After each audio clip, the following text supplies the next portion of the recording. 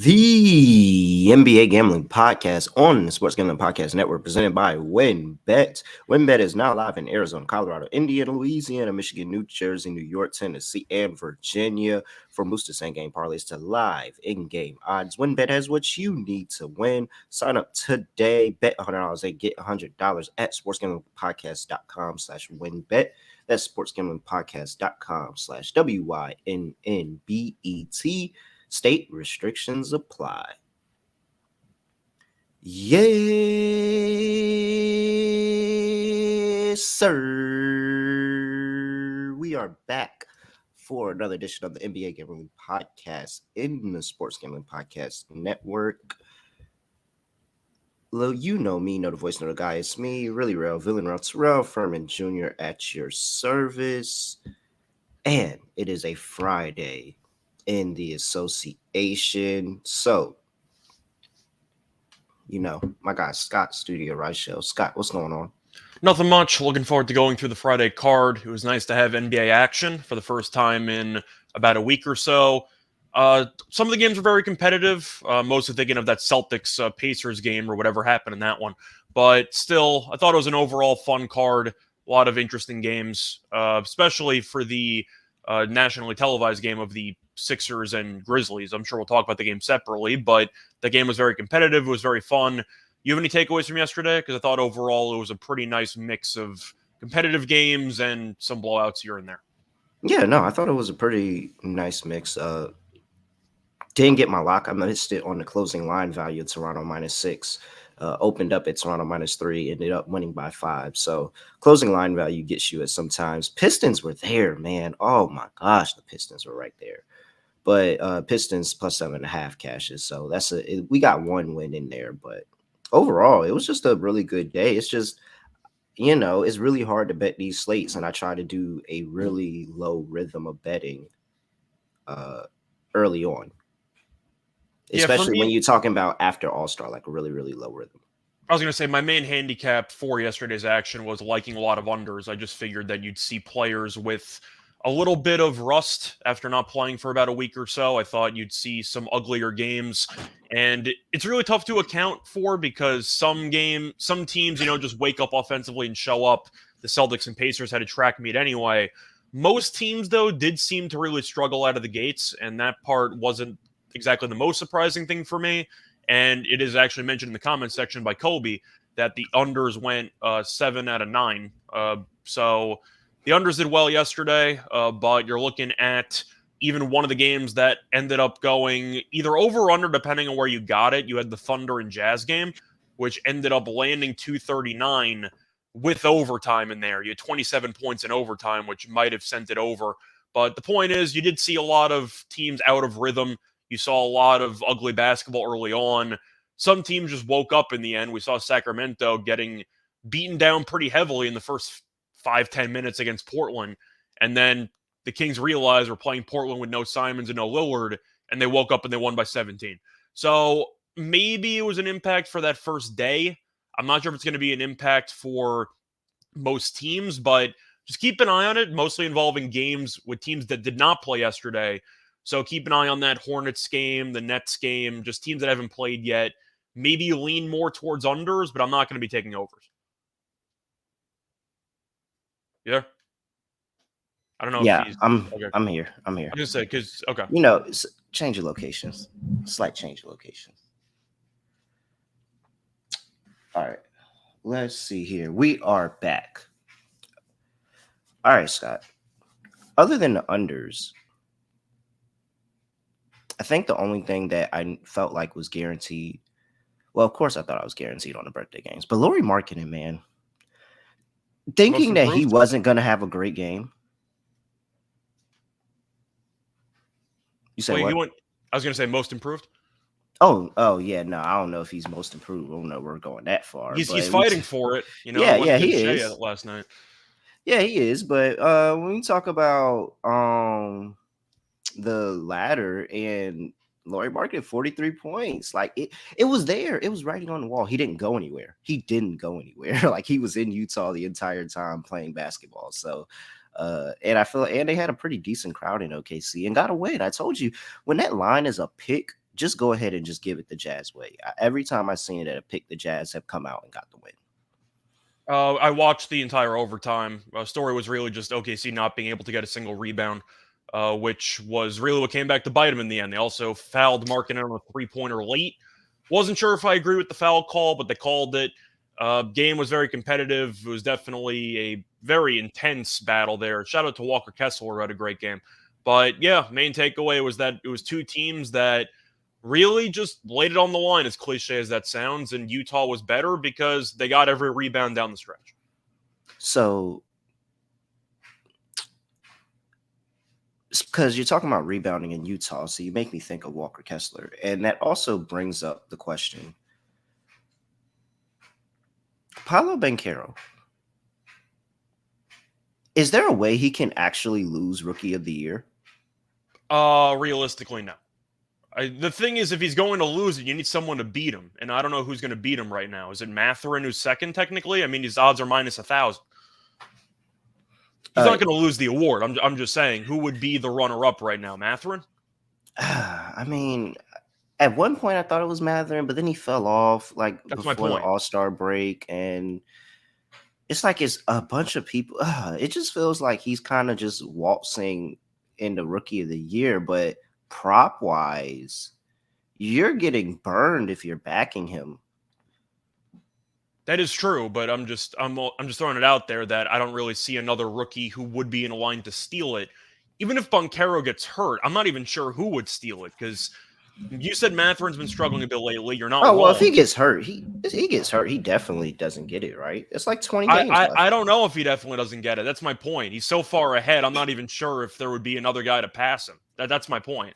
I think that Banchero is that far ahead that I'm not sure if it even matters, to be honest. But I don't really see anybody else who is worthy of winning the award. I think Mathurin's runner-up, but once again, it's a pretty limited field. I think it would probably just be Banchero and nobody else. I think if Banchero does miss, let's say, half of the games remaining, I think he still wins the award, in my opinion. But why? Do you want to make a case for somebody? No, I didn't want to make a case. I was just wondering, at what point does it become a discussion? Like, at what point in these next 20 games, if he continues to underachieve, and anybody else that's up there in that ladder, I don't even know the odds, but anybody else that's up there in that ladder, does somebody catch him and make it close? Like, is there a reason that you should sprinkle on the second or third guy just in case he kind of just sleepwalks the rest of the season? I personally don't think so. I think that you also have to worry about media attention, which we've talked about for other awards, but it does seem like this award usually goes to a top 5 pick, not just because, obviously, of the fact that it's the more talented players being drafted first most of the time, but it's because the media also wants people to focus more on those extreme top picks. So I think it's Banchero's. That's why we didn't talk about it during the midseason award special or future update. I just think Banchero is going to win the award. I don't think it's really that complicated, in my opinion. I'd rather bet on some long shots elsewhere. Let's put it that way. Okay. All right. I'm just asking. Let's go ahead and get to the slate because we have a large slate and don't want to be out here holding people up for 2 hours again. So, well, I do want to ask you one thing, though. Sorry, because I feel like we do have to talk about it from yesterday's action. Which loss are you more concerned with from yesterday? Cleveland's loss on the road to Denver or Memphis's loss to Cleveland's loss at home to Denver? Yeah. At home. Yeah, I thought that's what I said. No, you said on the road. Sorry. So Cleveland's loss at home to Denver or Memphis's choke job on the road against the Sixers? I'm not really concerned about either. Okay. I don't really concerned about either. I would be concerned if those were bad teams, but those are two good teams. It's not really anything for me. It just wasn't their night. That's what I'm on. I'm really annoyed that Memphis didn't go out there and get the win or the cover at that point. They were set up for it, but it's nothing that I'm over evaluating right now. The day after the All-Star break, maybe if this was April, I would probably, over evaluate a little bit more. But the day after All-Star, when there's rust on everybody, yeah, you got out to a lead, but you didn't maintain it. You lost your legs. I'm not really concerned right now. I'm just kind of just taking in the games for this next week, and then we can start talking about what teams really are. Yeah, the main reason why I'm asking is because the flaws that we saw from the Cavs and the Grizzlies in the first half of the season have kind of carried over in the limited one-game sample size post All-Star break. Because Cleveland, we've roasted for not being able to beat good teams, and Memphis has really been horrible in the half-court offensive setting. And we saw both issues on full display last night. So that's why I'm a bit concerned for both those teams. But anyway, I just wanted to bring that up just to briefly cover the main two takeaways that I had from yesterday's games. It was just the Cleveland and Memphis struggles down the stretch. Oh yeah, no, I think Memphis really gets more of a pass because we've already accepted the fact that Steven Adams had a much larger contribution to that team than anybody knew, and that's the reason that they went on that terrible stretch going into the All-Star break. And I ultimately think that they turned it around, and like that first half was really good. So now it's building upon that. Like teams are never going to always have it all figured out in this moment in the season, but they're always going to figure it out. So I'm I'm interested to see what they do the rest of the season, but I'm not really concerned this moment, and definitely to see them again with Steven Adams coming back. Because granted, everybody's talking about it. The chat's going crazy on them. Everybody's talking about it. This Memphis team, how bad they are, how they're not for real. They went on this terrible stretch, and they're still second in the West by a margin. So I think that Steven Adams coming back, you'll probably see that Memphis team from beginning of the season a lot more than the Memphis team now. Yeah, I'm just pointing out that the offense has still really been awful in the half court, and that's going to be a serious problem come playoff time. But either way, it's still a long way to go in the season, But I just thought it was worth bringing up. No, and it's going to be I think that aspect of it is a lot better with the fact of they're going to get shooters back because Luke Kennard didn't play, and now they have Luke Kennard on the team. So Conchar working his way back from that injury he had. And then Desmond Bain had a good night last night. I feel like it's been a while since we saw a good Desmond Bain game. So. He was good. Ja wasn't that great. Jaren Jackson offensively wasn't that great, but he had a couple of big offensive rebounds down the stretch. Yeah. But yeah, I'm just bringing it up because I thought the half-court offense down the stretch was a big reason why the team fell apart in the second half. That last possession was a joke. It was very bad. Yeah, that last possession was a joke. There's no defending that. All right, let's go ahead and get into the slate. New York Knicks are on the road to go play the Washington Wizards. Knicks are laying 225 is the total. Looking here at an injury report for the New York Knicks, and you have Mitchell Robinson, who was questionable with a thumb injury. Evan Fournier is out. And for the Washington Wizards, Bradley Beal's questionable, and Will Barton waived, no longer on the team. Scott, should Will Barton be picked up by another NBA team? NBA team, probably not, unless he was going to take a minimum. But the thing is, Will Barton, I recognize that he has talent. The issue is I think that he thinks he's better than he is, and that's why he's not willing to take a serious role player role when he wants to take all the shots when he's on the court. That's why I'm not a fan of his game. He's still talented. I'm not going to tell you that he belongs out of the league, but I'm not surprised it didn't work out when you're on the same team as Kuzma and Beal and Porzingis, and they all want to shoot the ball, and they're all better than you. I'm not surprised that Barton would try to force things whenever he was on the court because he was, at best case scenario, a fourth option. So I'm not surprised it didn't work out. But does he belong on an NBA team? I'm not telling you that he's a bad player in terms of talent. I just don't like his style of play. I was waiting for you to say something a lot funnier about Will Barton. I'm not going to lie. That's the only reason I brought it up. I'm gonna let you down. I'm just saying, I don't think that Scott is very, very anti Will Barton on this podcast. Yeah. If you did not know. Well, I mean, if you watched the Denver playoff series last year against Golden State, you'd probably know why I'm anti-Will Barton. But, I'm sure he'll end up somewhere. There's a lot of questionable role players around the league in terms of just how good they are, or if you think they should even be in the league in the first place. I think Barton's better than those guys, but not by much. Knicks actually opened up as a 2.5 point dog. They're now favored by 2. What are you doing in this one? For this one, I think I'm going to take the Wizards. It's really a tough spot because the Knicks have been, of course, very good lately, but you have to wonder about the All-Star break and if it's going to kill the rhythm. Both teams have been good, though. The Wizards did win the last meeting by 11, but I like how they've played. I like the comeback that they had against the Timberwolves before the All-Star break. Kuzma's healthy again. Porzingis is actually healthy. Beal's been good. He's been he's been more selective with his shots, so his averages have gone down, but the efficiency's gone up. But he has kind of started to put up some big scoring numbers lately. I don't think it's going to be easy. I think it'll be a very close game, but I'm going to lean to the Wizards in this one. Oh man, but we talk about the Knicks. The Wizards were hot going into the All-Star break. Yeah, both teams were. That's why it's kind of tricky.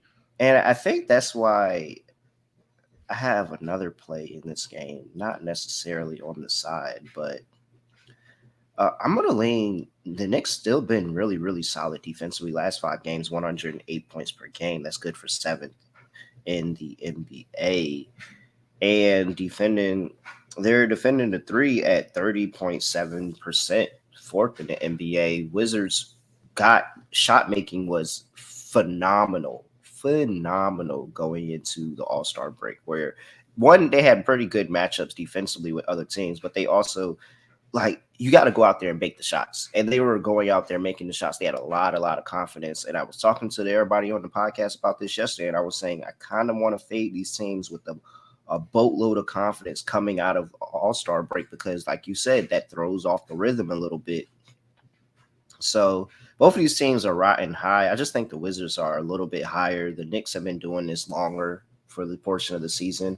So I think I'm actually going to take the Knicks, laying 2 on the road. But my real play is on the total. Does this not scream an under game? Well, from what we've seen in the first 2 regular season meetings, they landed below 222. So the fact that it's 224.5 does seem a little bit high. I am going to lean to the under as well. I don't feel great about it. But for me, this game does feel like a bit of a coin flip based on how well they've played lately. And with the Wizards being healthy again, I'll take the plus money in a coin flip game. So I'll go with the Wizards. Yeah, no.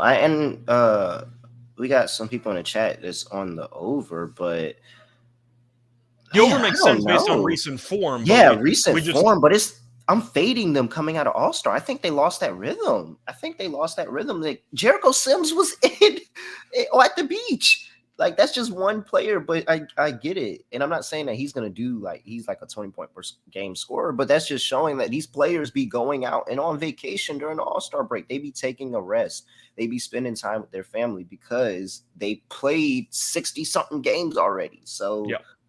I just really don't think the offenses are going to be in rhythm and sync. And they were really, really hot going into the break, and they're going to cool off a little bit. Both of these teams, top 10 in points per game in the last 5 games, which is crazy with how much they've been scoring. And they're still top 10 in points per game. Well, Wizards are 13th at 111, but that's still pretty solid. I think that's my best play in this game. I like the under 224.5. I'll link to the under anyway because the first 2 games have gone under this number, and now you have the All-Star layoff and stuff like that. So I'm with you on the under, but I am going to lean to the Wizards. I don't feel great once again about the side, but it's a coin flip game. I'll take the plus money. All right. Props. Anything catching your fancy? For this one, it's a bit tricky because from what I've seen so far, I know that the Wizards just can't guard Brunson. I know Brunson's done pretty well against this team in particular, so I'm looking for him potentially to go over. He had 34 points last game. Kuzma with a 40-piece last time these teams played. So question, because I feel like anytime anybody has done what Jalen Brunson has done, we have seen their prop go up over the course of the season. Yeah, it's at 26.5 at this point. I think that maybe the highest it's gotten is 28.5, but it's firmly standing at this 26.5. I don't get it. Do you think it shouldn't be this high? Because I can't really think it should be higher. Why is it not higher? Why do they continuously not move his prop up? Like, do we just keep cashing his prop for the rest of the year? I mean, I'm going to keep taking it. He scores 26 in the first half. Yeah, I can't not tell you to take Jalen Brunson over 26.5 points. I know Porzingis historically has done pretty well against the Knicks, but Mhm. I'm not sure if I really want to take him in this one. Just because once again he doesn't really use his size that much. He's more just a I shooter. think his threes is Yeah, the play. If you want to take Porzingis, take the threes, with just because Mitchell Robinson expected to be back for this game, and so you'll potentially get him, Jericho Sims, maybe even some Hartstein. A lot of big bodies inside the paint, so he's probably going to try to pull a couple of those guys out to the perimeter just to open it up for somebody else, and it might end up in him taking some attempts. yeah. One prop I do like is Gafford under. Historically Mhm. speaking, Gafford's been horrible against the Knicks in terms of points. And you're looking at his recent games. Besides the foul trouble that he always gets himself into, he's really not been good offensively for the last couple of games. Just to pull up the numbers really quickly, I had it last night, but I'm just pulling it up quickly. So looking at Gafford's last couple of games, he has scored 6, 2, and 9. He's played less than 20 minutes in each of the last two games. So his minutes have actually taken a dip recently. And against the Knicks, I think he's gone under in 4 straight. So I'm going to go with the under 9.5 points for Gafford, just based on the fact that Robinson's back for rim protection. He's always going to be in foul trouble, Gafford, is one of the main problems in his game. But I Mhm. just think with Kuzma and Beal and Porzingis and all those guys taking shots, Gafford is not going to take many shots in this game. So I'm going to go with the under 9.5 as my prop there for Gafford. I think my last prop that I want to give out is because I like that thought of Gafford unders. Are you going with like quickly threes or something? No, I think I want Kuzma's over 6.5 rebounds. Okay. And just thinking that they clear out the paint, like they're not going to let the bigs of New York sit in the paint. So Gafford, who else? Porzingis, those guys kind of step more out, a little bit more to the perimeter. Kyle Kuzma loves working in the post. He loves being down there. He feels comfortable defending down there as well. So I like his opportunity for rebounds in this one. I think Kuzma over 6.5 rebounds is a good look and a little bit less of a line than he normally gets. He's normally at like 7.5. By the way, I got a question. Were you able to tell while I was doing the first piece of this show that I was sweating out a live bet while we were doing it, or no? No, I wasn't. What were you sweating? For the tennis podcast, I had a tennis match, and my guy just won the Why is there a tiebreaker. tennis match playing right now that's over? That means they were playing at like 8-7 or Yeah, something. because they're playing in Europe. Oh, okay. So you got the 5 or 6 hour difference. But thank you, Herkaz. I appreciate it. Let's go onward and upward. But Hey, man. yeah. So that was a big way to start the morning. But anyway, I see Mitch mentioning Randall rebounds. I don't mind that either. But with Robinson potentially being back, keep an eye on it because we know that Hartenstein isn't exactly a physical guy. Sims is in foul trouble all the time. I'm not saying Randall's not going to get the rebounds anyway, but Mhm. Robinson being back does kind of limit the upside, doesn't it? Yeah, I think so. So I'm curious to. I think because I wanted to get there on Julius Randle, but I want to see it. Like I want to see it when the lineup is put back together because Mitchell Robinson's been in and out of the lineup all season, and so I really, really want to see it when the lineup's put back together if he still gets that high number. Yeah, but I just keep that in mind. With Robinson potentially being back, that is another variable you have to worry about. All right, before we get to the next game, gotta talk to you about the official online sportsbook of Sports Gambling Podcast Network, and that is WinBet, active in a bunch of states, including live betting and same game parlays. Great promos, odds, and payouts happening right now. Sign up today, receive special offer, bet $100, get $100, limited to state availability, and of course, you hit the biggest long shot parlay of the week, and you'll get $1,000 free credit. So head over to sportsgamblingpodcast.com/winbet. That is sportsgamblingpodcast.com/WYNNBET. All subject change terms and conditions at winbet.com. Must be 21 or older and present in the state where playthrough WinBet is available. If you or someone you know has a gambling problem, call 1-800-522-4700. Also brought to you by the SGPN merch store. Continue to add items every day to the store. Head over to store.sportsgamblingpodcast.com and get your favorite shirt, hat, sweater, hoodie, whatever it is. I'm a fan of Ask Me About my third leg of my parlay shorts. So just go to the store, check it out, get whatever you like. That is store.sportsgamblingpodcast.com. All right, let's keep moving for the rest of the slate. Next game up, we have who do we want to do next? The Miami Heat traveling to Milwaukee to play the Milwaukee Bucks. Bucks are laying 1.5. 219.5 is the total. Injury report here for these two teams. And for the Miami Heat, we have Tyler Hero's going to be playing. Kevin Love is going to be playing. He just got signed. Victor Oladipo is not on the injury report. Expect him to play. And then, the long-term injuries, Kyle Lowry, Yurtseven, Nikola Jovic is all out. And for the Milwaukee Bucks, Giannis is doubtful. I think we already understand the fact that Giannis is not playing in this game. Chris Middleton is not on the injury report. Bobby Portis is not on the injury report.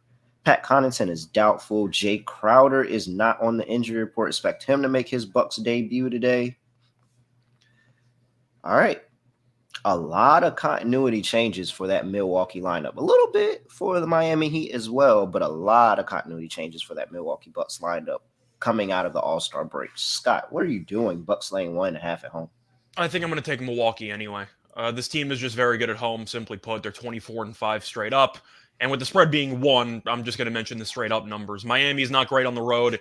I know you were the one who taught me that about Miami being bad on the road. That was about a year or two ago.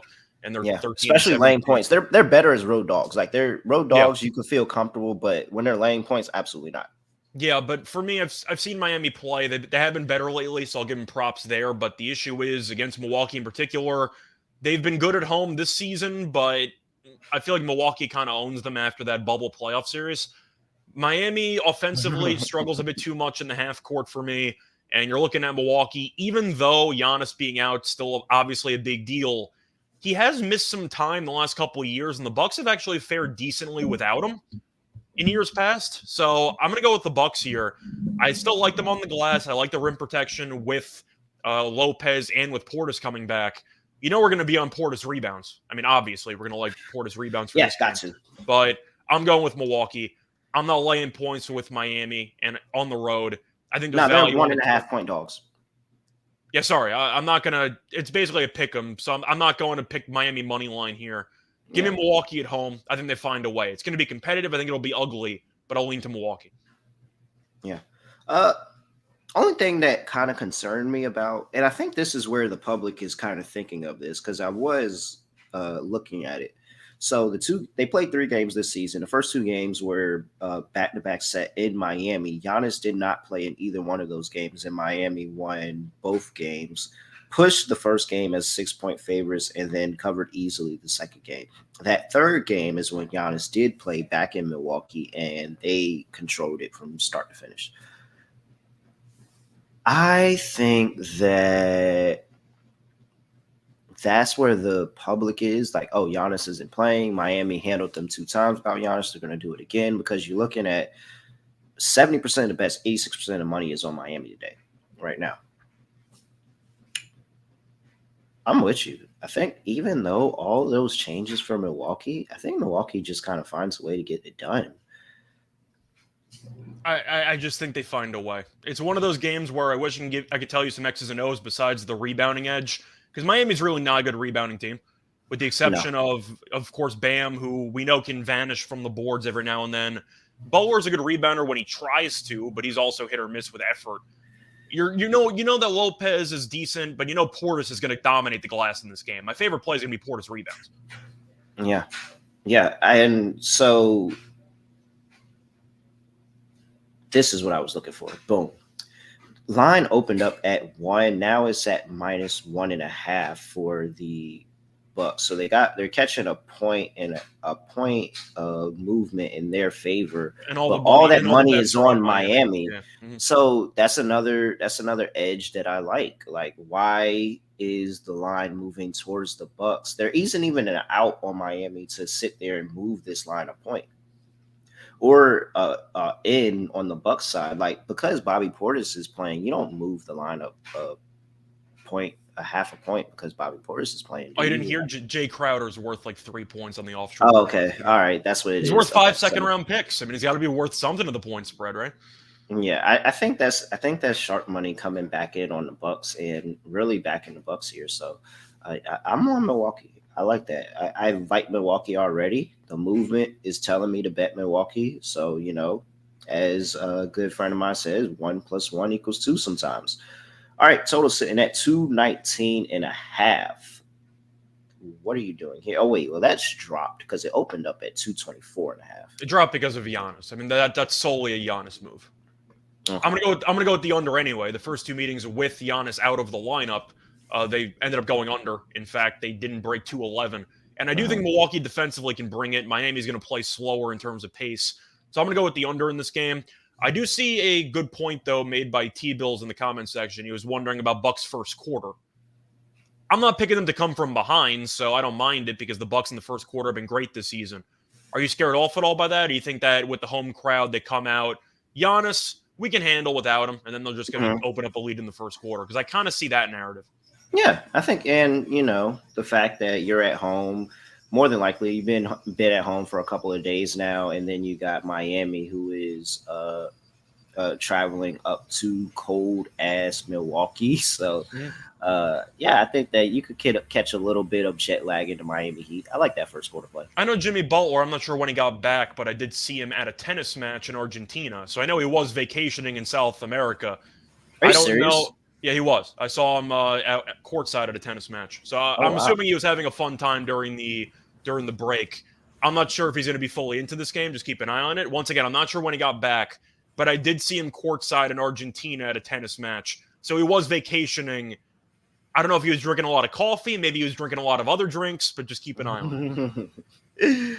All right. I know we talked about Bobby Portis rebounds. Any other props you like for this one? For me, I'm trying to think of what else I like, because Bam has done very well against this team this season. So I know that Bam scares you off, and he's kind of on your list of guys you don't want to back. But it's true. I think it's me. It's not even Bam. I think it's me, honestly. I really think it's me. When I tell people to bet Bam, he doesn't do anything. But when I continuously ignore the great things that Bam is doing, he continues to be great. So I'm just going to, help everybody else be a winner by not having comments on Bam Adebayo at all. I think I do have to mention Adebayo, though, just because his 3 games against Milwaukee this season, he's averaging 20 and 12. Yeah, so no, I gotta at least you bring it mention him. I don't want to jinx him. You mention him. Yeah, so I'll bring that up. But either way, I think that he's worth a look. You want to make a case for Tyler Hero? Maybe for threes? I want to see him after the break for a little while. I feel like the last few times that I've been on Tyler Hero, I just haven't gotten it right. Like, even when the matchup was there, I just haven't gotten it right at all. And I'd rather see it and be a little late on Tyler Hero, bouncing back to the guy we know he can be. I was just wondering, because looking at his games against Milwaukee, he had 24 points last meeting. He's done well against Milwaukee in the past couple of years, but even the last couple of games, 23, 31, 15, 24, 25. So he has been very solid at shooting. The threes are interesting because even though he's been a little bit hot and cold, he has attempted 10 3-pointers in 3 of the last 5 games. Wait. So there's a lot of volume to be had. Oh, okay. Just mentioning for volume purposes. He has attempted a lot of 3-pointers recently. Let me see here. Let me look at one thing before we move on. What's Brook Lopez's points prop at? Brook Lopez's points. Let me just pull that up because he was on a massive heater against Chicago last time out. Yeah, and he's like pretty solid when Giannis is not in the lineup as well. Sorry, I'm just pulling it up. So 4 points for Brook. I see 13.5. Okay. I think that's solid. I'll just run off, a list of Brook Lopez's games without Giannis. 10, 19, 19, 13, 6, 8, 18, 14, 19, 24, 25. I mean, solid numbers. Yeah, really solid numbers. He's been very, and I think, it's just the fact that somebody get the ball to, definitely a big body down low. He can spread the floor a little bit more, shoot from the outside. Let's see what his threes were looking like in those games. Yeah, see 0, 3, 3, 3, 2, a couple ones, 3-3. So he really opened up his outside shot in a lot of those games. He's got at least three in what's that, 6 of the last 10 without Giannis. So I think that why are you guys so sure that Giannis isn't playing? Well, he says doubtful. So It says doubtful, listen to him, but even just based on principle, he got injured 2 separate times the week of All-Star weekend, and then he played 20 seconds in the All-Star game. Like he's clearly not going. And then right after the All-Star game, flew to New York to get a specialist to look at his wrist. So you can make an argument that other players would be playing here, but Giannis, historically speaking, the Bucks have been very conservative with his injuries, which they should be because they need to keep him healthy for the playoffs. But since he played 20 seconds in the All-Star game and he got hurt a couple of times last week, he's not playing in this game. Yeah. I just, when I see a doubtful tag, I just go ahead and say that person's out. I've never seen somebody be doubtful. Well, I'm not going to say never. In the NBA? Yeah, in the NBA, no. And you be doubtful and end up playing? No, doubtful actually means doubtful. I think Giannis is not going to play for the next week. I think he's going to miss the next 2-3 games. But it's just based on historical, just based on what I've noticed, based on how Milwaukee's handled his injuries in the past. Historically, they're very conservative, and they should be. So I don't think Giannis is going to play. If the odds of Giannis playing, in my eyes, in this game, like 3%. I'm like certain he's not going to play. You? I put it at 0. I don't think he's playing at all. Yeah, I got it at 0. And if he does play, then I'm gonna feel so much better. But yeah. Mm-hmm. Okay. Next game on the slate, we have the Cleveland Cavaliers going to play I was looking at Brook Lopez double, and I was staring at it hard. And it's 450. No, but he just doesn't rebound. No, he doesn't rebound. Yeah, he just doesn't rebound. And it's because he's blocking shots. Like, he doesn't get the opportunity to rebound. But I wanted to get there. I really did. And I don't see Portis double up, but when it gets posted, I'll probably take it. Oh, 100% will take Portis double. All right. Cleveland Cavaliers are on the road to go play the Atlanta Hawks. Cavs played yesterday. Hawks are laying 1 after firing Nate McMillan. 227.5 is the total injury report for these two teams. And we have for the Atlanta Hawks, Trae Young is not on the injury report for personal reasons, and John Collins is out with the concussion. Did we know about that?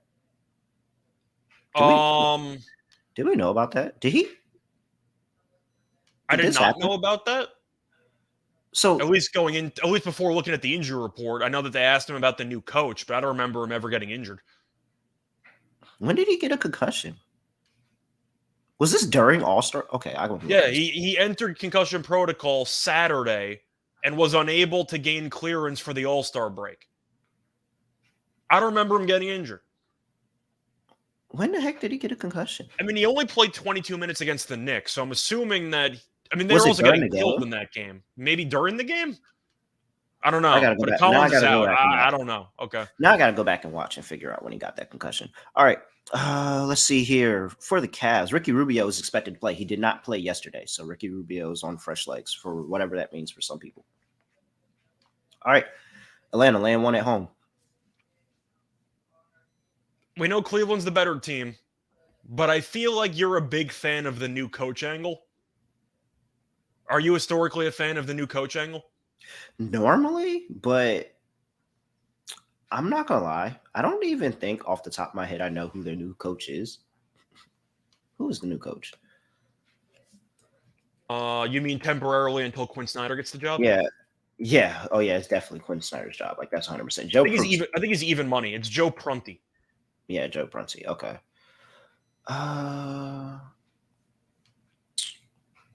I mean, the new coach angle is always a really good angle to play, especially did you see Collins' interview when he was talking and basically saying, like, it was the nicest way of saying this guy was the wrong guy for the job, but he was, he was very polite with it. Yeah, like, it just really I'm like, oh, all right. Like, you gotta give Collins props, though. The media training that Atlanta's running has really worked with him, because that was a hell of a quote that he had there. Yeah, no, politely saying, I thought my coach was garbage. Very, very polite. But it's like, that's what he was saying, so that's what makes it hilarious. So the team actually probably does rally behind them in this game. And I mean, after watching last night, I don't know how you can trust the Cavs to close out a game on the road. Well, the way you could trust him is I said before, the main flaw they had early in the season was that they can't beat elite teams. Now, Atlanta's not an elite team, so maybe they can get back on track. I am going to actually lean to Atlanta in this one. 0% chance any of my actual money is going in on Atlanta. But the fact that you're looking at Cleveland on a back-to-back right after All-Star break, Atlanta has the new coach angle. Terrible scheduling spot, by the way. It's an awful scheduling spot for Cleveland. It's a horrible scheduling spot because you also have to travel to Atlanta. But you're looking at what Reggie said in the comment section. The Hawks have won 3 straight at home against the Cavs. They're a pretty good home team. This year, not so much, but compared to the road they are, I'm going to take Atlanta. Give me the new coach, fading a team on a back-to-back right after All-Star break. I really don't like that spot for Cleveland at all. So how much do we pencil Trey in for? 30, 40, 50? Is his shoulder still bothering him? Because you know that I pivoted more towards assists. Was his shoulder bothering him, or was Nate McMillan bothering him? I actually think it was his shoulder. Cue the X-Files music. His shooting numbers are horrible. You can play the X-Files numbers all you want. He's shooting like 30% from 3. Like, I think it's definitely his shoulder. He can't shoot. Yeah, no. His X-Files. I mean, not his X-Files. Jesus Christ. His shooting numbers are terrible. But I wouldn't be surprised if Trae Young sucked it up for a game, got the win game after Nate McMillan's gone. And, I wouldn't say rally the team, but sit there and say, yeah, that kind of is a fuck you to Nate McMillan. Because at this point, it's getting talked about too much that I can't help but think that there really was some animosity there between those two. Oh, they hated each other. I mean, that's just, you can read between the lines from how everything unfolded, but I do like Trey assists. The problem is Cleveland's been very good at preventing assists, but Jokic walked into a triple-double yesterday, so who knows. But I am going to lean to Atlanta, though. I feel like most people will blindly take Cleveland based on all the turmoil, but I'll back the new coach angle, and I'll fade the team on a back-to-back after All-Star break. Yeah, and I'm pretty good about fading the public, and everybody's betting Cleveland. I just don't know how. It's such a bad scheduling spot after all. Yeah, it really is. I'm really. We haven't got to the rest of the slate, but I really got to see something that'll make me take one of these teams that's on a back-to-back today. And no offense to Collins, I like his media training, but I'm not sold on him and his role on this team. So I'm not exactly. Well, it doesn't matter because he's not playing. No, that's my point. My point is with him missing this game, I don't think he's a big enough impact player. Oh, yeah. For that to sway me. That's the point I'm trying to make. Oh, yeah. Nah. Same. Okay. Total sitting at 227.5. I think I'm going to lean to the over in this one. I don't feel great about it. Once again, this game's a complete non-action for me, but I don't know. I'll lean to the over, but I don't have anything strong for this game. Give me Atlanta team total over. That's about it. Okay. I think that they have one of those head coaches gone. Apparently, he lost the locker room, so the locker room rallies behind that and just has a really good offensive day, even against a really good defensive team against the Cavs. So, Are you blind with taking Mobley? Oh, 100%. I gave out Mobley yesterday. 100. Yeah. No, I'm not taking his rebounds. I'm straight on the rebounds, but the points for sure. What do you have? 31 yesterday? 31.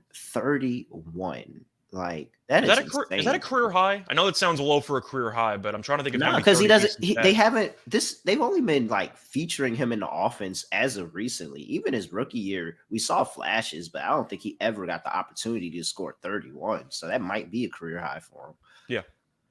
All right, let's see. Oh, here we go. Moonoff always looks up these weird stuff. Okay, so Hawks fired Lloyd Pierce on March 1st, 2021. Oh, wow, like very, very close to 2 years to the day. And on that night against the Celtics, Young scored 31, and the next game he scored 39. Wow. But once again, he's injured. He's injured now, so I don't know if I buy into any stock. That's the problem. But yeah, we'll see. I mean, he might have did some rehab during the All-Star break. He's coming off a long rest. That's why I think Trae Young is a pretty solid play. He's coming off a long rest, so even if that shoulder does bother him, he'll be good for one game. All right. Appreciate that, Moonoff. Let's move on to Evan Mobley for sure. Still on Evan Mobley. Interested to see a matchup between Evan Mobley and DeAndre Hunter, but I'm still on Evan Mobley. I think he has the size, and I think he's just featured in offense now. Like he is featured in offense now. He's going to be getting the attempts, and the books really, really should be moving his line up. All right. Next game on the slate, we have the Charlotte Hornets on the road going to play the Minnesota Timberwolves. Timberwolves are laying 6. Line open up at 8. It's down to 6. 241 is the total. That's come up from 232.5. Injury report for these two teams. And for the Charlotte Hornets, you have Kelly Oubre looking to make a return tonight. He is probable. Terry Rozier is probable. Cody Martin is out. And for the Minnesota Timberwolves, only person on the injury report is Karl Anthony Towns. He is still out. What is his timetable? Did he suffer a setback, or was he supposed to miss this much time? I actually don't know. I feel like Towns was supposed to come back like a month ago, and then he's been out for like 5 months. Doesn't it feel that way? I have no idea. I actually did not look into this injury at all. I got to hit up our. I remember initially they said it was supposed to be like, I don't know, 7 weeks or something, but it feels like it's been like 12 or more. I don't know. Whatever. It's Minnesota problems. There's nothing else to say, right? I mean, it's just Minnesota. 54% of the money, 72% of the bets is on Charlotte tonight. Charlotte as a popular dog is a serious problem. Like that's not good. It is 6 points though, which does seem like a lot to lay with Minnesota at home. But Charlotte, you never know because this team scores a bunch of points, but they don't guard anybody. So well, they're 500. They're 500 on the road ATS this season, so that's kind of like being 60% for Charlotte, right? That's banner worthy for this team. Yeah. So, do we just fade Minnesota Timberwolves, Rudy Gobert, or do we? I can't even say that Minnesota was hot because they weren't even hot going into All-Star. Yeah, I'm not laying 6 with Minnesota. I'm just not going to do it. I'll lean Charlotte. I don't feel great about it, but I'm not going to lay 6. Charlotte's really burned me as road dogs. I really feel like they burned me as road dogs. I mean, but what size does? I mean, I guess Mark Williams, Nick Rich, are they really like? What's stopping Rudy Gobert from walking out of here with 20 rebounds? Gobert himself, but Gobert should really walk into like 18 and 20 in this game. It would not surprise me. Yeah, like I like Edwards Rudy Gobert props. has like a 18 and 20 game. How do we not be on the Timberwolves? I like Edwards props. I still think that Conley trade was horrible, and I was roasting D'Angelo Russell for a while, but Conley is absolutely cooked. He had 0 points last game. Charlotte can't guard anybody, and now you have Edwards who has an even bigger green light because Russell's not there to take shots anymore. His props at 30.5, but how does Edwards not go for like 35 in this game? He's going to have the green light of all green lights, and Charlotte has no wing defenders at all. Yeah. But, yeah. My issue is that what if this is like a 130, 125 type of game? That's why I mentioned the Edwards props. So I kind of switched over to props, but I'm still trying to figure out a side. I think I'm just gonna lean Charlotte. I'm not betting this game once again, but I'm not laying 6 with Minnesota. If I've blindly faded Minnesota with this number all season long, I've probably made a lot of money. So I think I'm just gonna lean Charlotte. Yeah, I think Charlotte's shooting, because I just think that this is a high scoring game, and Charlotte's shooting is a lot more consistent than I think that Minnesota's is. Like when I'm Kelly Oubre coming back and coming off the bench for Charlotte is really, really big. And if he's able to have a good game, then I think Minnesota is smoked because there's no reason they're going to keep up with the offense that Charlotte does. And the only reason they do keep up is the fact that they are going to be able to score whatever because Charlotte's not going to give an ounce of effort defensively. Mm. Which McDaniels is that on this team? Is this the one that just played for Charlotte? It's Jaden, I believe. So was Jayton always on Minnesota, or was Jalen? Which one is the one that was just playing for Charlotte? Is this a revenge game? I'm looking it up. I'm trying to remember where Jaden played, but it is Jaden who's still on Minnesota. I don't think he's moved. I think he's been on the team the whole season. I think the other one got traded. No, he's been on Minnesota his whole career, so there's no revenge game of any kind.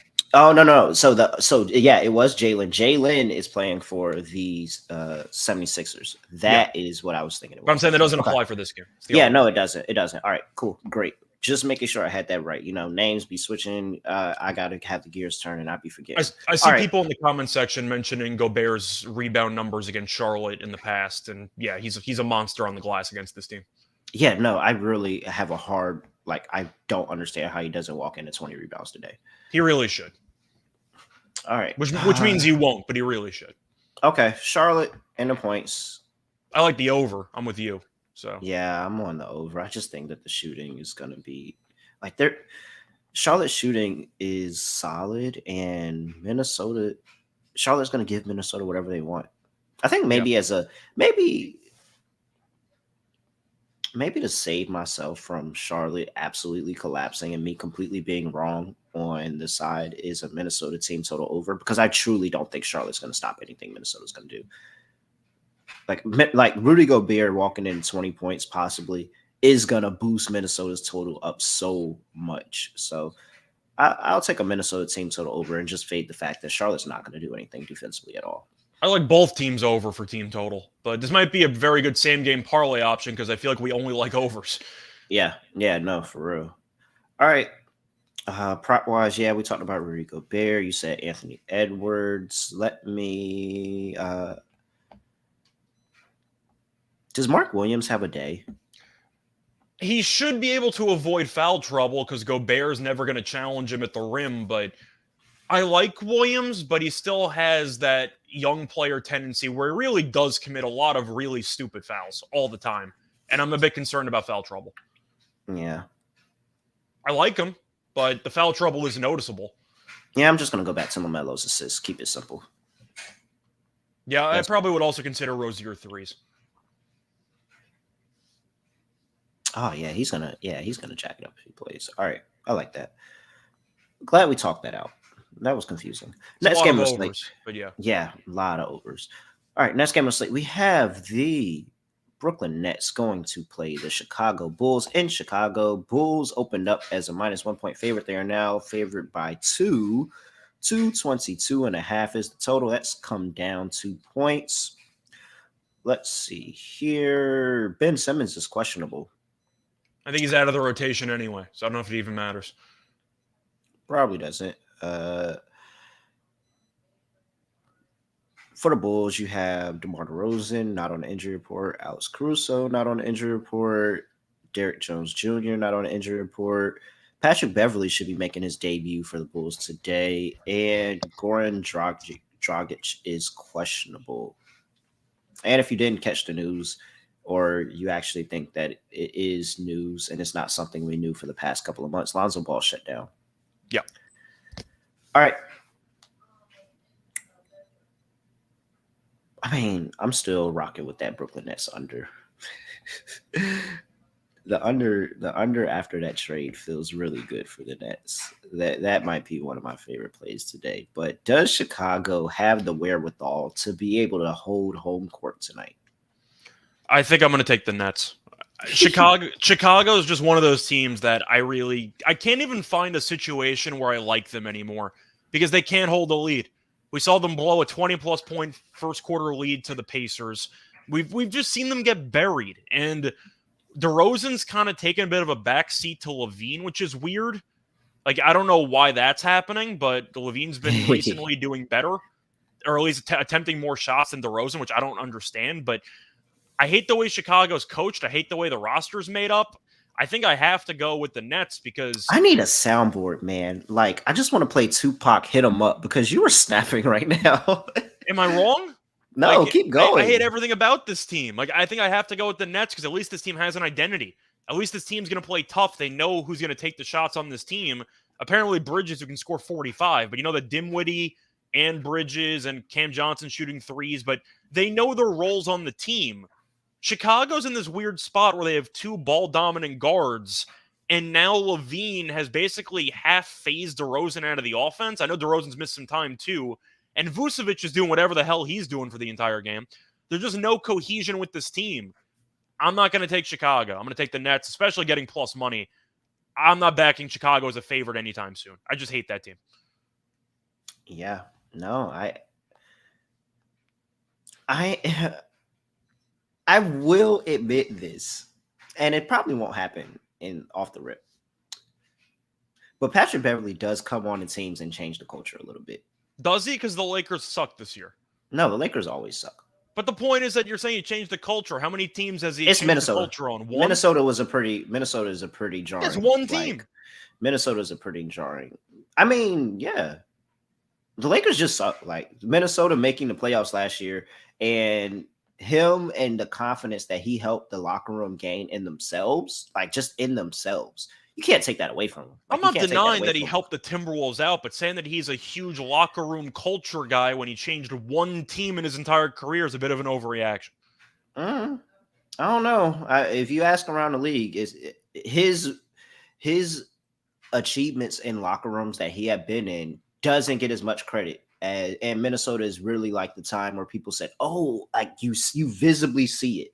But from what at least I've heard from what I've heard from players, He was he also actually decent does have actually bullet. with the Clippers. He was decent because he got there before Kawhi and Paul He George, and just they he went to is 6 against the somebody. Warriors. But okay, All I'm saying is that from what I've heard from people that I had conversations with, he is a person that comes into a locker room and the atmosphere does change. So I'm not saying it's happening in this game, but just let's keep a look on the Bulls for the future and let's see if he actually does help them realize something else about themselves. Because it sounds like he's like a really, really, really good guy that you want to have in the locker room. I think Levine's gonna hate him. I think they're gonna fight each other at some point during the season because he's gonna tell Levine, like just stop, like pass the damn ball or something, and Levine's not gonna have it. But is Levine a bit banged up as well? Because I know his numbers have been good lately, but there are some rumors that he has been battling a bit of a leg issue recently that he's kind I of don't playing know. through. Well, if he has it, they're hiding it and not on the injury report. But he's always been a guy that's always had nagging injuries here or there, even from the Minnesota days. So Yeah, it I sucks. wouldn't be I wouldn't be surprised at all. It costed him about another 3 slam dunk championships. But Yeah. yeah, I'm just gonna go with the Nets here. I can't take Chicago laying points. I just don't like that team at all.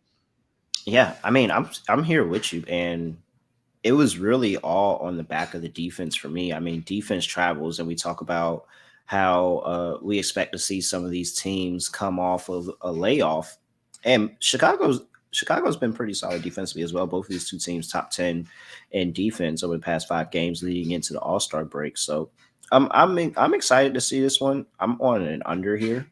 And that's really like my play of the game. If I had to take a side, I'm with you. I'll take Nets +2. But that under is really my best bet for this game, and I'm getting down on it. I think that we're going to see a little bit more of a barn burner defensive game, and try to find the Bulls, watch the Bulls try to find their offense and find their rhythm. Yes, they're going to hit a couple of shots here as well, but I don't think that they're going to be in rhythm for the duration of the night. And I'm still have questions about the offense of the Nets, so I don't think that there's a situation where they come out here and put up 120 points or so. So, yeah, I'm all over the under in this game. I'm gonna go with the under as well. Props. So 4 props here.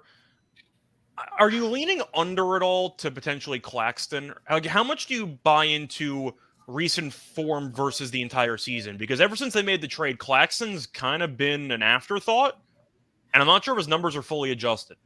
I'm not at the point where I'm willing to take unders yet, but I'm getting there. I just need to see this next week. Once I see this next week and what he does this next week, it'll let me know if I'm actually there to get to unders. But as of right now, it's just a stay away non-bet because I just don't know. I don't know. Okay, just bringing it up. I have to like Levine points. I mean, he's shooting more than anybody else on the team. He had 38 against the Nets in the last meeting. I feel like I have to look for Levine points, or at least Levine 3-pointers. I want to go back my guy Cam Johnson tonight. I feel like he's constantly burned you, but it's a decent matchup. I think we were good the last time around. I know he attempted a bunch. I'm not sure if he went over. Let me see. What do you got, like 3 for 10 against Miami? I think. It was something like that. Hold on, I'm pulling it up. I like Bridges over. Yeah, he was 6 for 14, 18 points. He cashed a points prop. Oh, he did? Okay. And he cashed a 3-point prop. And that's really what I was looking at. I really wasn't looking at points. I was looking at 3-point props because he's getting the attempts in the past couple of games. Like since in the games that he's played with Brooklyn, he has 8 attempts, 6 attempts, 10 attempts. Now he's 2, 2, and 3 in those games, but I just think that he's the person that when I think of how this offense rotates and how they swing the ball around and move the ball, that he's the person that he can find himself open in the corner and be able to hit a couple of shots. Plus, I'm really, really tempted by plus 130 for over 2.5 threes. Like that is That's a really, good really price. getting me. Yeah. So plus 130, I'm gonna just go back to my guy. I think that he can be really, really good on this Nets team, man. He just got to, lock himself down offensively. So I'll take the over 2.5 threes at plus 130. But that's really that's less of a handicap and more of a homer play for me because Cam Johnson is my guy. I'm a fan of the Bridges over 1.5 3-pointers at minus 130. We've seen his role on this team increase, and I feel like the odds makers haven't fully adjusted to the fact that he has a bigger role based on where the props are located. But I think that number's a little bit too low, so I'll go with the over 1.5 threes for Bridges. All right. Next game on the slate, we have the Oklahoma City Thunder playing the Phoenix Suns. Suns are laying 7. Was at 8.5, down to 7. 231 is the total. Come down a little bit from 232.5. I think this movement is all of people thinking Kevin Durant was coming back this game, and he's not actually coming back this game. He's coming back on Sunday, I believe, is the game that they said that he's looking to make a return. The keyword is aiming to return, because you never know with Durant, but he's aiming to return. So we'll see. But both teams are relatively healthy, besides Durant not playing. But in reality, I mean, how am I supposed to take the Thunder here after an overtime game? It's the same spot that we just talked about for Cleveland. Yeah, I can't. I can't. It's just and maybe they kill us because they're so good when they're catching this many points on the road. But I just can't back teams on a back. Like you got to have something really, right really after concerning. A layoff too. I mean, that's such a change when you go from a week off to playing 2 games with overtime. I think they forced this slate today. Like they could have. This could have been really a 2-game slate. Like this could. It was. I think it's because it was a Friday. But this really could have been like a 2-game slate, 3-game slate with the people that didn't play yesterday. Some of these teams on a back-to-back. This is a really, really bad spot, man. Yeah. So I can't do it. I can't do it. I'm going to go with Phoenix in this spot. I don't feel great about it, but I'm going to take them. Ayton needs to have a huge game. After what Utah did to them on the boards in overtime last night, Ayton needs to go for like 20 and 15. Like he needs to. OKC can't rebound. He just needs to get his head out his ass. Like that's really what it is. I don't know. He's just like he's not him. He's good, but he's not him. Like if you're him, you're moving a lot different than DeAndre Ayton be moving sometimes. And I'll just be watching the game and he'll be so soft. Like, and he's not soft. Like, he's not soft. He's a really, really good competitor. You're like, oh, I can't wait. DeAndre Ayton's going to be good. Like, this is a really good spot for him. He's going to be doing well, all this stuff. And then he, does nothing. Like, just nothing. He's just very lackadaisical. That's why I'm hoping that with the addition of Kevin Durant, he gets a second wind and it's just like, I'm back in on his team. We have something special. Let's all be really, really good. But I'm not betting Ayton until I see it, though. I just got to not even see him do well in a game, just see a different demeanor on the court when I watch the game. Like, I just don't like watching his demeanor on the court. If it's not easy rebounds, he's not going up for it. All right. Total's at 231. I don't know. I don't know either.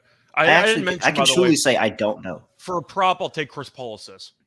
He's off a layoff, so I'm hoping that'll come in with a bit of energy. Give me Chris Paul assists. I think he has a good game against his former team. I'll take the under. OKC just had OT last night. I'll take the under. Give me under 231. I do like Chris Paul assist angle very much so. I mean, come on. Devin Booker's at 25.5. If there's somebody I trust off a layoff, it's Devin Booker. Yeah, that's fair. Okay. I can't really argue at that point. Okay. Like, if it's anybody that I trust to score on this team off a layoff, it's Devin Booker. And he's got to be invigorated because, one, that first half of the season was possibly worst case scenario for him. Like just not even just take basketball stats out of it. That was worst case scenario that first half of the season for Devin Booker and what he went through from getting injured to coming back on Christmas and getting injured in the first 3 minutes of the game and being out for a month again. A month and some change, actually. I would not be surprised that after he probably did a lot of still doing rehab over the course of the All-Star break. I would assume that he really was. I would not be surprised if Devin Booker goes out here and drops 30 plus on the Thunder tonight and just a confidence revigoration game for him. Yeah, I agree with you there, but I think I am going to lean to Phoenix. I just think it's a terrible scheduling spot for the Thunder. Yeah. All right. There we go. Phoenix. I'm on the under. And Chris Paul assists, Devin Booker points over 25.5. It's about a good recap for that one. All right, next game on the slate, we have the Golden State Warriors hosting the Houston Rockets. Warriors are laying 10.5. 231.5 is the total injury report for these two teams. And we have Jalen Green is out and Kevin Porter Jr. is out. So that's why it's at 10.5. Okay, I was curious about that. For the Warriors, Andrew Wiggins is still out for personal reasons. And earlier, Steve Kerr did say that he expects Klay Thompson to play during back-to-backs this season. So you can expect Klay to be playing. He doesn't have they don't have the injury report, a fresh injury report out right now, but you can expect that Klay Thompson is going to play in this game. So it looks like it's going to be a full assortment minus Andrew Wiggins and, of course, Steph Curry for the Golden State Warriors. With that being said, I'm not laying 10.5. Boy. I liked it on the overnight. The line's moved up a bit here. Jalen Green's out. I think I actually am going to pick the Warriors in this spot. I hate the idea of a back-to-back laying this many points, but Houston is actively punting. If you even saw the interview with the owner, who basically said "pray for Victor," which I thought was hilarious. Did he really? Yeah, at least no, he did it. Scott, no, he did it. I'm pretty sure that he. No, did. He didn't. Scott, you're lying. I'm not lying. I'm telling you that happened. I don't remember if that was during Mardi Gras or that was like I don't think it was Carnival, but it might have been. He did it, Scott. Scott, this is crazy. I'm not joking. He said it. He said, "Pray for Victor." He said it. The owner of the team said, "Pray for Victor." I mean, what does that say? What does that say to your locker room? What? Do you think he's worried about the locker room? They've lost what, like 40 of their last 45? Who cares? This team's awful. Oh my gosh! The owner straight up said, "Pray for us. We need Victor." That's basically what he said. So no, I think Houston's going to get buried in this game. Golden State needs every win they can get. I'm not surprised they lost to the Lakers last night, but they're at home again. Give me Golden State. I love Şengün as a player. I think it's a horrible matchup against Golden State because they actually have different options on the interior to use against them. I'm taking Golden State. I think they bury him. I think they're going to win this game by 20. This is insane. Okay, so y'all know when I said it had to be like something insane for me to take the team off of back-to-back in this spot. This is insane. There's no way that you...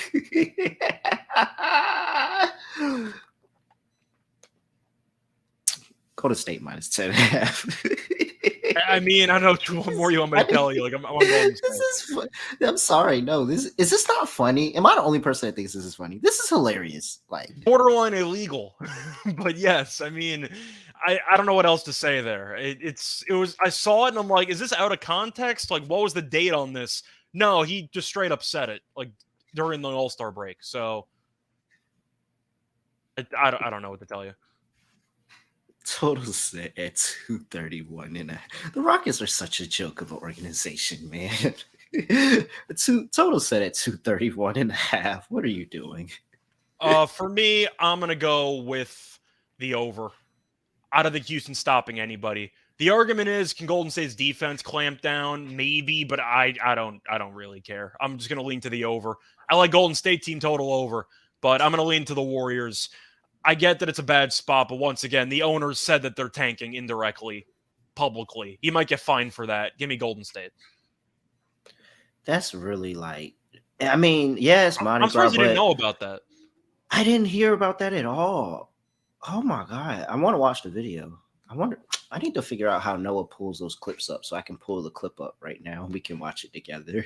Oh my gosh, this is really insane. How do you say that? Rockets are 3-12 ATS in their last 15 games. That's like really, really bad. All right. Player prop wise, anything catching your eye? I actually like the under 18.5 for Şengün. I think that number's too high. I get that Porter's out and I get that Green's out, so you're assuming there's a bigger workload for Şengün. He's played against the Warriors 5 times in his career. He's done nothing. I think he's averaged 8 points against the Warriors this season in 2 meetings. I think Golden State's a bad matchup for him. We know Şengün can't guard anybody. And the fact that Golden State's going to constantly involve him in pick and rolls, the fact that he's going to be guarding the perimeter and running up and down the court the entire game, and the fact that the Warriors have Draymond, they have Looney, who's been good lately. I think it's a bad spot for Şengün, and they might get blown out by 30. I think Şengün could end up in foul trouble. He just might not attempt many shots because we know he's a pretty selfless player. He's willing to get teammates involved. I think 18.5 is too high. I'm going to look at Şengün under. Yeah. I am going to look at for prop in this one. I'm going to come back and I'm going to take Jordan Poole and go with Jordan Poole over 26.5 points.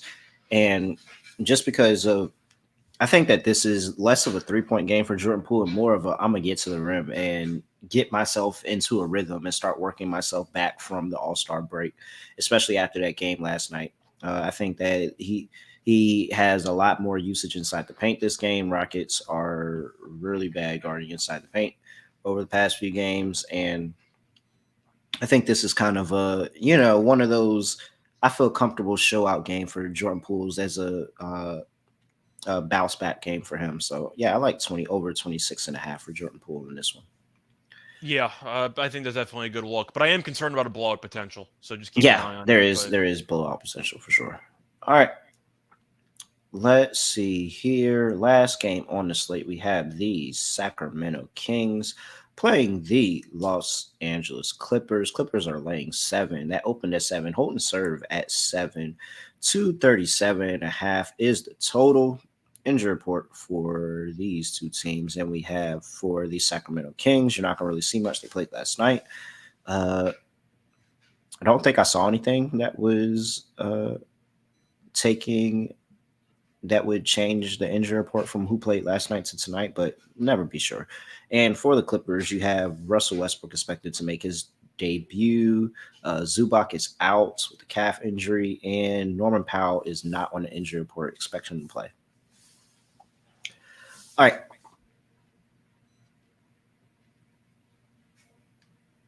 I just think this is a bad spot for the Kings. I think it was a very weird game, which I mentioned when we started the show, because they were getting killed early on against the Portland team. Shout out to Portland, came back by the way. And blew them out by like what, 30? Down by 20. Shout out to Portland, who is in a playoff spot and they're tanking. Shout out to them because Simon's out and they benched Lillard after he played an All-Star weekend for an eye injury. So Portland's pretty much tanking indirectly, but they came back and won. Sabonis had a triple-double, but Portland is an auto fade moving forward. I think they're actually tanking. Like, that's a serious red flag. When your star player plays an All-Star weekend, hits the game-winning shot, and you bench him for the first game post All-Star break. Like that's I told myself I was going to look into that today and figure out what the heck was going on with Portland. I think they're just tanking. But anyway, the Clippers have been good lately. The problem is, do I have faith in them to actually show up against a great team or a very good team? I'll call Sacramento a very good team because I think they are. I'm not picking them to win anything significant. We got to respect them as the 3 seed still. I think they're going to fall off. Yeah, I expect them to fall off, but we got to still give them the respect of. I think they'll fall off too, but I'm not laying 6.5 against them. I understand the Clippers have been good lately, but 6.5? I can't do that. They won by 17 against Portland yesterday, but the point is they could rest the starters for a bit of that fourth quarter. I'm going to lean to the Kings. It might come back to bite me, but I can't lay 6.5 here. I think these teams are closer than the odds makers suggest. Give me the Kings plus 6.5. So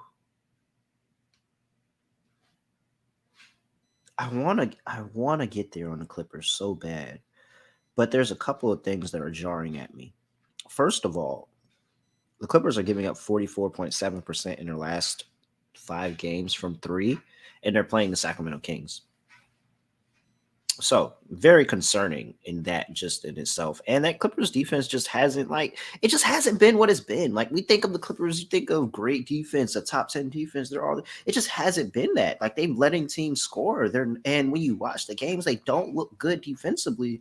And then you add role players on that bench that don't have a defensive identity either. So it just kind of seems like they're switching their mindset from that defensive team that they've had and that's taken them to the playoffs in the past to being more of an offensive minded team and just saying we're going to try to score a bunch of points. And I think that's the wrong way to play this Kings team.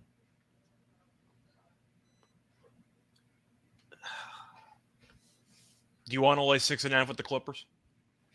How many minutes? The ultimate tiebreaker of what I pick is how many minutes did everybody play for the Kings last night? So, I could read that off. Yeah. They played a decent amount because they were trailing, but they Yeah, ended they up were opening up a big lead there. So to go through the minutes for the Kings, starting off with the main guys, they really did not play many minutes at all. Sabonis played 32. Okay. Barnes played 24. Murray played 25. Fox played 26. Herter played 26.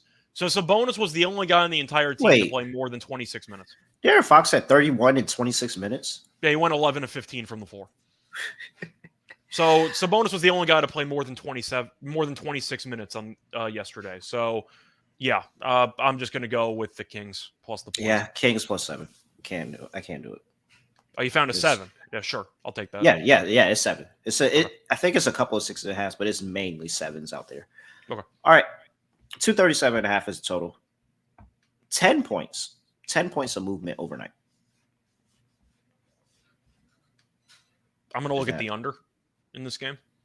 I mean, I don't know how I'm not betting the over after 10 points of movement. Kings are on a back-to-back. The first two meetings each landed around 220. Now, the Clippers might have been missing some guys because realistically they were for most of the first half of the season, but that number's too high with the Kings on a back-to-back. Like I can't take that. I'm gonna lean to an under. I'm hoping the Clippers' pace or lack thereof kills the game, so I'm gonna go with the under.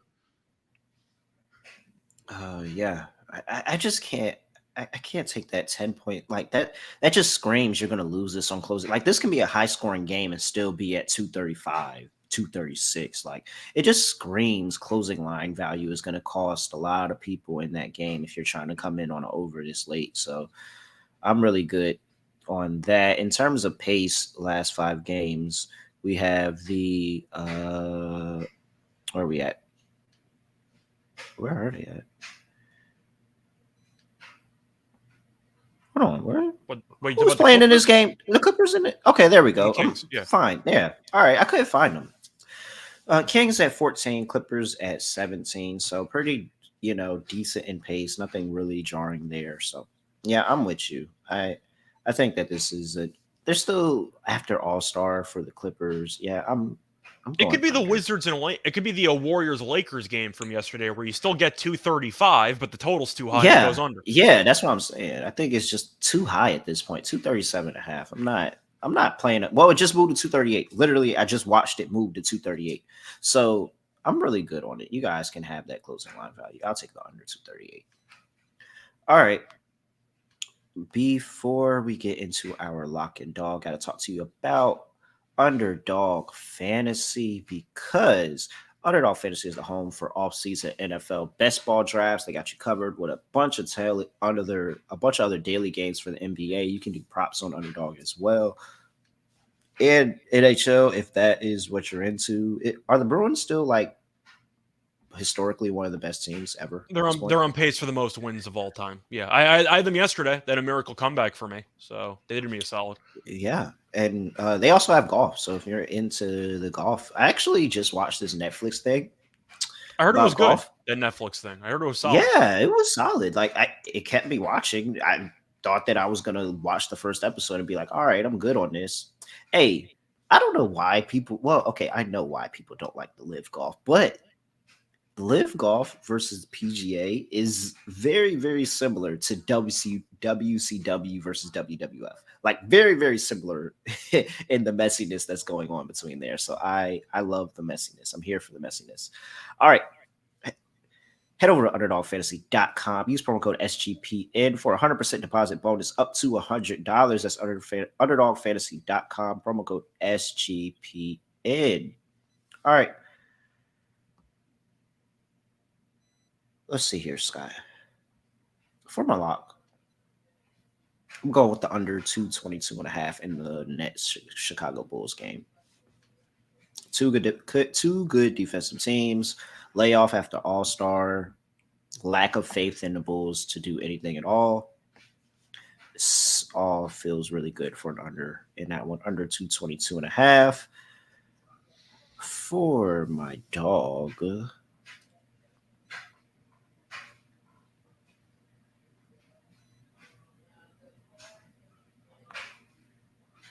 I mean, do the Clippers? Oh yeah, Russell Westbrook is on the Clippers. Come on. What? Kings plus 210. That's my dog. It's a good price with the Kings there. But all right, so for my lock, I'm gonna go with. You know what? It's tanking season. The owner's praying. The owner's praying. I'm rooting for him. I'm wondering if I should take Warriors first half or full game here because they have been horrible late in games, but I think I'm going to go with Golden State minus the 10 or 10.5. I understand that normally it's a terrible scheduling spot, and I like the better overnight at around 9, but Houston without Jalen Green, without Porter, I said before, I think Şengün is in for a bad matchup because Golden State's going to make his life miserable on pick and roll defense. And even just with defense of their own, with Draymond and with Looney, I think it's a bad matchup for the Rockets. But they were getting murdered before the break. They played once at home this season, and the Warriors won by 19. Give me Golden State minus the 10 or 10.5. I know it's going to scare people off because they're on a back-to-back, but I think it's a very nice get-right spot after losing to the Lakers last night. Houston's 5-25 on the road. Yeah, give me Golden State minus the 10 or 10.5 as my lock. And for my dog, you know what? I'm going to go back to that Nets and Bulls game. Give me the Nets money line.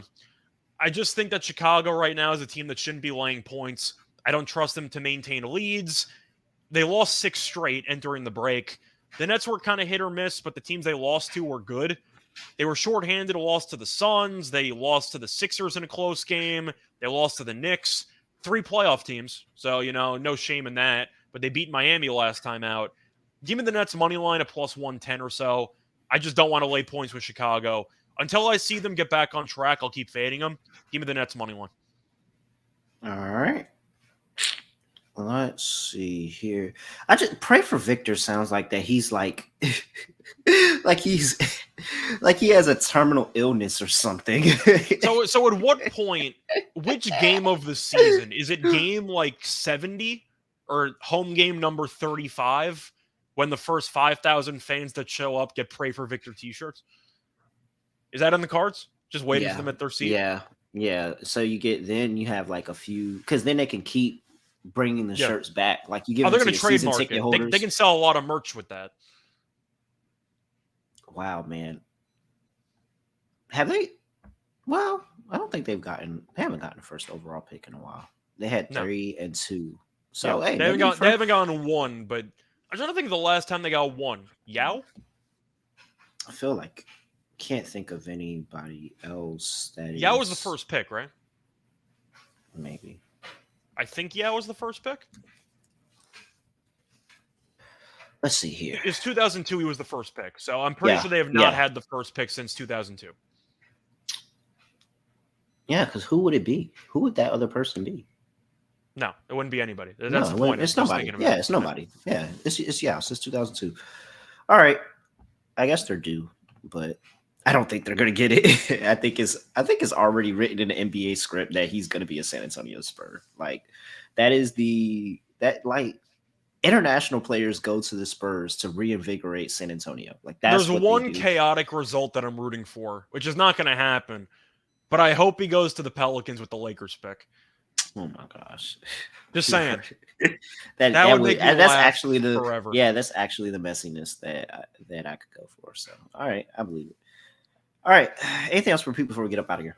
No, you can find me on Twitter at Rice Show Radio. Besides that, I'm going to be doing a tennis podcast later tonight and again on Saturday. So keep an eye on that. And besides that, nothing else to really talk about. Just good luck to you and your bets. Have a nice weekend. Let's make some money. Athletes Unlimited is playing again today. Some great. I was on the wrong side of those games yesterday, but those games were great. Like I was there. I was almost there. I didn't think I was Did gonna you end up actually. losing the overtime game, or you won the Yeah, I overtime did. game? I lost. Okay. I lost. Oh my god, man! Because I just wish Nelisa Smith had passed to Kelsey Mitchell and just gave her an open look. Like if she missed the open look, I would have felt a lot better than losing that on a contested three by Nelisa Smith. I would have felt a lot better about losing that bet if it was an open look on Kelsey Mitchell that didn't fall. So really sick about that one. But man, I was there. Those were some really good competitive games, man. So We're about 3 back months on it away today. Yeah, from we're almost WNBA. there. We're almost there. And so let's see here. What's the lines looking like today? I already had it in my mind that I'm taking. See, Team Cole is an underdog today. They made Team Sims a favorite, but I didn't like anything defensively they did. Like, and I didn't even like their offensive. Like, they were really good offensively for like the first quarter and the fourth quarter. In between that, it was just kind of, 1-on-5 basketball a little bit. And I didn't really like that from Team Sims, that consistency. So I'm rocking with Team Cole, catching 2.5 today. And I think that's the only play that I want to give out. I just want to see how that goes. And if that goes well, then I'll probably roll that over into the next game. Because the two best teams that I think are Team Cole and Team Cloud, even though they had a kind of a lower scoring game in their game, I think that they both played really well defensively, and their offense looked pretty good. So I think the two best teams this first week is actually Team Cole and Team Cloud. But Team Williams and Team Sims game was just so good and so high scoring that's probably why they're a favorite. So I think I'm on the Dogs today, but we'll see how it goes. It's a learning process. This is the first time I'm doing this. By the way, according to Woj 2 minutes ago, he stated that according to his sources, Quinn Snyder and the Hawks are progressing in talks on a deal that would make him the next head coach. Resolution could come within a couple of days. Wait, so does that happen and he walks into the team right now, or does that mean that like they know who He's their not coach is coaching for tonight, next year? but he'll probably coach within the next week. But Wait, so he's gonna like walk in and coach in the middle of the season? Yeah. When's the last time we've seen that? What's the point of hiring him if he's not going to? I mean, they're still competing for a play-in spot. I don't know why they would hire him just to not use him for the last 2 months.